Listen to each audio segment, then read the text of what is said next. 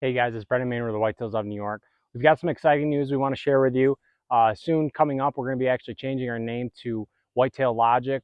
The reasoning for that is just to really expand our horizon, not only help the good folks of New York State, our home state, but also everybody across the Northeast. So it's going to open up a lot more doors for us and allow us to help a lot more landowners. And we're really, really excited about that. So in the future, if you're looking for us, don't be afraid to look up Whitetail Logic. We're going to be switching over all of our social media as well as our website over to that name coming up shortly. Today I want to talk about screening with you guys and all the different options that you can have for screening. There's plenty of different varieties and techniques you can use to screen off different parts of your property. But the first thing I really want to go over is what is screening. It's pretty simple. It's pretty straightforward. It's obviously some sort of barrier that's separating visual or sight. So it's going to be ultimately separating our movement from the deer movement and allowing us to move around our property in certain areas, ultimately without spooking deer. So right now we're standing in a location that we just did a specific type of screening, some timber harvest, and we're leaving all the debris on the ground to create this visual barrier. This is something that is a great option, but it can be a little bit risky in certain situations. It's really important to realize what a screening is and how to make it so deer do not want to be in this screening. A great study out of Texas, they found that through GPS collared deer, they found that deer tend to focus on areas. They have 120 times more browse than the areas that don't. So obviously they've calculated all this data. They went out there and checked those areas, and they just found that deer really like to stay in areas, bed in areas that have a lot of deer, that have a lot of browse. So when we're doing this through timber harvest, it's very important to not create browse. And how do we do that? Obviously, that's with the control of the amount of sunlight that's coming in here and hitting the forest floor. If we go in here and we cut all of these hardwoods and really open up the canopy, what we're going to be doing is opening up this area for a lot of new undergrowth and not a lot of new regeneration. And ultimately what that's going to do is attract deer to this location rather than make them avoid this location. Any sort of screening product, no matter what it is that you use, whether you're surrounding your food plot in a screening, or obviously through this timber harvest, it's very important that that is not a food source for the deer. That's something you want to separate you and the deer. It's not something you want the deer to be in. So what we did in this location is, you can see behind me, we took out a lot of white pine. And we're very, very fortunate in this situation because this is a mixed setting between hardwood and pine. There's a ton of maple in and throughout here. And if you take a look up in the sky here, what you're going to find is that the white pine are really not suppressing a lot of that canopy, a lot of that sunlight that's coming in and hitting the forest floor. So we are very fortunate to be able to come in here, take out this white pine, leave all these maple trees, and so we're not only are we getting that instant side cover with all of the debris that's left on the ground, but we're also leaving that canopy full enough to where not a lot of browse is going to be grown here as we move forward. Not only that, we have now just took all these maple trees and we have killed all these white pine in and throughout it. So we have now just let them gather that much more sunlight and gather that much more nutrients from the soil to where they're going to develop an even bigger canopy here in the future. Now, I know a lot of you are thinking at this point in time, well, that's great for the time being, but let's look at the long term here. As these woods start to mature and continue to mature, eventually all these white pines that we cut here on the ground, it's going to take several years, but eventually these are going to end up rotting down and become less and less of a visual barrier in the future. Now we've thought of this, and what's going to happen here is, just below this, the reasoning for this screening. Okay, let's back up a little bit. The reasoning for this screening is we have a new food source right down over this ridge, right down over this knoll, and right up above me is our camp. So what we're really trying to do is, again, create that visual barrier to where we are capable of accessing a blind that we just put in behind me, and obviously to block that movement. Anything that's going on up at our camp, I want that to be blocked from whatever's going down here on this food source. Not only is it going to cut down on that visual effect, it's also going to suppress a little bit of noise. So now let's keep going here. As these start to rot down and as these start to break down, that side hill just over top of these cuttings, is already growing up into a bunch of great early successional growth. So here in the future, that is now going to take over and end up being our screening. And what we plan on doing is coming in and spotting some spruce trees in and throughout on that same ridge. So we're already going to have those, new saplings. There's a bunch of honeysuckle in there, which, I don't mind in a situation like that, leaving those plants again to create that screening. So it's really going to work out in the long run. Another thing to point out is, depending on your area, if you're doing timber harvest to create a screening, again, we're trying not to open up the canopy too much to where it's going to develop what would be a bedding area. If you are in a situation where you are just in hardwood, that's just your only option, it's very important that you make a solid wall, almost an impenetrable wall that the deer cannot get into and cannot walk through. At that point in time, they're not going to feel secure in it because, again, they have no escape route. They're trapped. They're going to be very susceptible to predators, especially fawns. So at that point in time, that would be your option, is again to crisscross and run a bunch of trees, hinge cut a bunch of trees parallel with each other, to really make that impenetrable wall that you could not see through. So that would be an option there as well. In here, we really didn't have that option. We don't have enough stems per acre, so we actually don't have enough hardwoods physically in this area to create that impenetrable wall, or at least something that I like to see. If you have some mid-story trees, if they are 4 or 5 inches in diameter, they tend to be a lot more bunched up and there's a lot more stems per acre. At that point in time, it's much easier to create, just a crisscross, an absolute tornado zone where the deer cannot get through. Now, a lot of people don't like to use those methods just because of the aesthetic reasons. It doesn't look that great. So there is several other options that we can use to go in and screen. Obviously, one is conifers, and that's a great long-term screen. It's going to take several years to develop, but once it is developed, it's an awesome screen, and it really cuts down on sound. We actually have a Christmas tree farm that borders us, or an old Christmas tree farm.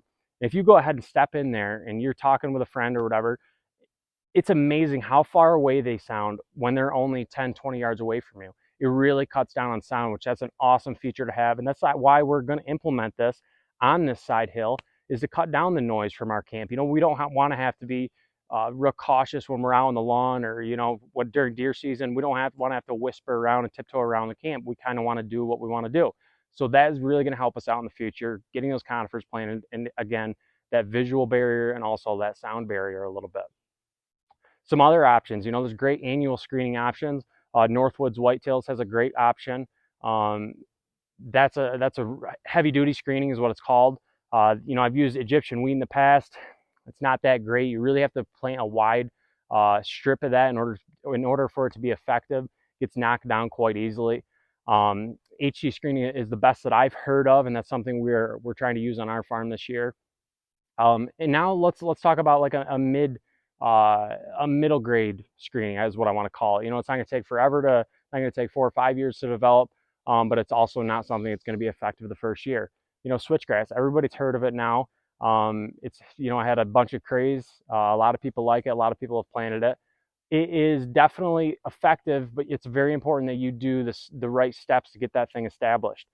Weed pressure, you hear everybody talk about it, how weed pressure could really, really ruin a stand of switchgrass, and they're 110% right. We've had our own failed switchgrass out here, just not taking the right steps, getting a little bit too antsy and not taking our time and doing it the correct way. So really making sure you're burning down an area with glyphosate, and maybe some 2,4-D several times before you end up planting, making sure that you are suppressing those weeds as much as possible, and then not tilling it. You do not want to work up that soil again and present new weed seeds to the surface. It's just a really, really terrible idea. So ultimately, the best option is to go in there and actually drill it in.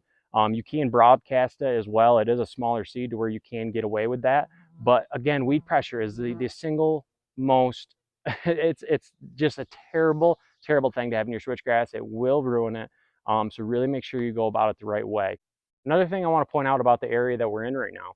So obviously we came in, we took out these white pines, again, for the reasoning of they're going to create a ton of instant side cover, a ton of instant debris on the ground that's going to create that visual barrier.